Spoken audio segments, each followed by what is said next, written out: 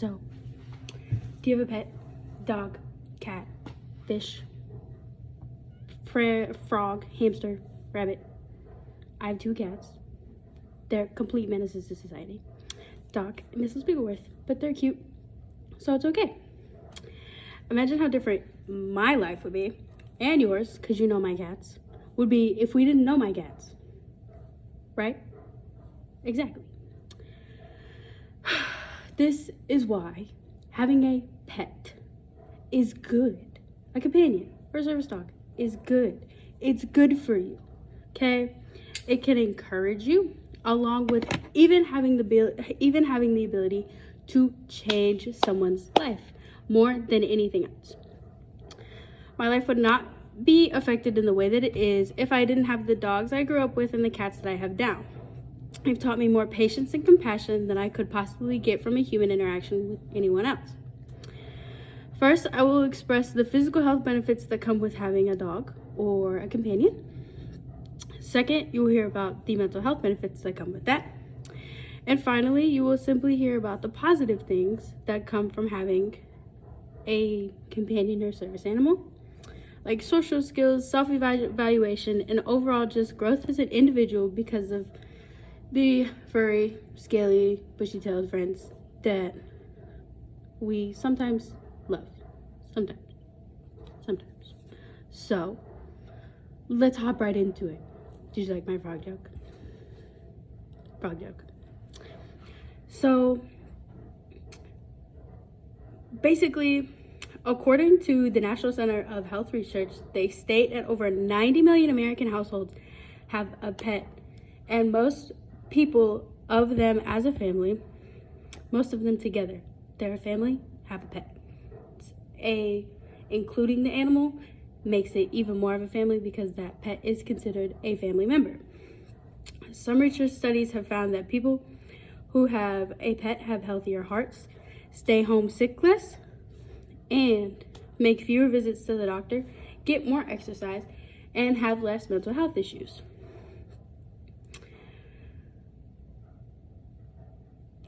They give a serotonin boost that you don't get from human interaction. Also, there was another study through onehealth.org that showed that over 2,400 cat owners concluded there was a significantly lower risk of death due to cardiovascular disease, heart attack, stroke, blah, blah, blah, blah, compared to anybody who does not own a cat. You can live your entire life with no heart attack, no stroke, if you own a cat, compared to if you did own a cat. But preventing a heart attack and stroke is not the only thing that they're good for. They're also good for your mental health too, because anxiety is kind of rough. According to helpguide.org, the power of a companion or dog can help find the joy and meaning of life as they age. They also could ease separation anxiety in children. Separation anxiety is one of the strongest things that we deal with in our kids, especially growing of the ages from 5 to 7. That transition from being home all the time with mom and dad to having to go into school is one of the biggest difficulties when being a child. However, due to the ability of having a furry friend, it protects the idea of not always being scared to be alone anywhere that you are because of said companion. It helps children in the physical aspect, in the mental health aspect, a little bit more than the adult aspect, if that makes sense. According to mentalhealth.org, they can boost self-confidence along with helping individuals feel less isolated.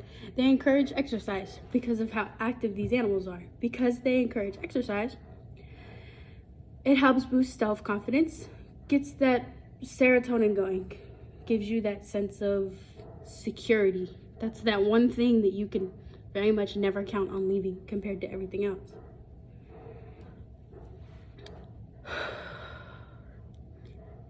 It allows for more growth, more personal growth, because it allows different perspectives. You grow differently. You view life differently with a companion versus when you didn't have a companion, if that makes sense. Simply because of the way that companion can have effect on the way that your brain works mentally. Again, I cannot stress the boost of serotonin enough. That's what they're known for, is boosting serotonin over and over and over again. It allows for personal growth, physical growth, boosting self-confidence, and helping handle some of the most difficult mental health issues anyone could ever battle in our generation, I guess. But my last point I'd like to bring up as we wrap it up is growth. Because you can't go wrong with growth. Growth is important, but you also figured out that you can grow with a companion because that companion grows with you. Finally, the ability of having a companion or a service dog encourages the understanding and teaching of specifically young children the ideas of responsibility, empathy, compassion, kindness, love, and specifically death. It helps overall wrap around to the main understanding of what death is, and that not everything lasts forever. That you can't prevent it, but you need to appreciate it in the moment, if that makes sense. You will learn more social skills from an animal that you will not really social skills, but you will learn more personal skills from an animal than you would from anything else, specifically because of the way you have to learn to take care of this animal and read this animal. This animal cannot tell you what they want, what they need. You have to study and learn, and you have to take the responsibility of that. And specifically for younger children, it allows a better understanding of what responsibility is. You need to walk the dog. You need to care for the dog. You need to feed the dog. You need to bathe the dog. You can't learn it. You can't learn any of that if you don't have a pet in some way, shape, or form. It teaches a little bit more responsibility when it comes to having a dog versus when you don't have a dog. But these are just a few of the main reasons why a companion or a service dog can profoundly change and save someone's life. First, the physical and health benefits that come from owning one, the mental health benefits, and the skills that can be learned from them. As the speech comes to a very end, I encourage you to take a moment and think about the 3 main points that I brought to you today. Consider getting a pet sooner than 2 years from now. Maybe even a couple months. Do your research. Take the time to sit back and evaluate how adding a furry friend to your now small group of people, small group overall, would improve more than it would disrupt. Featuring a picture of my cat. Yay.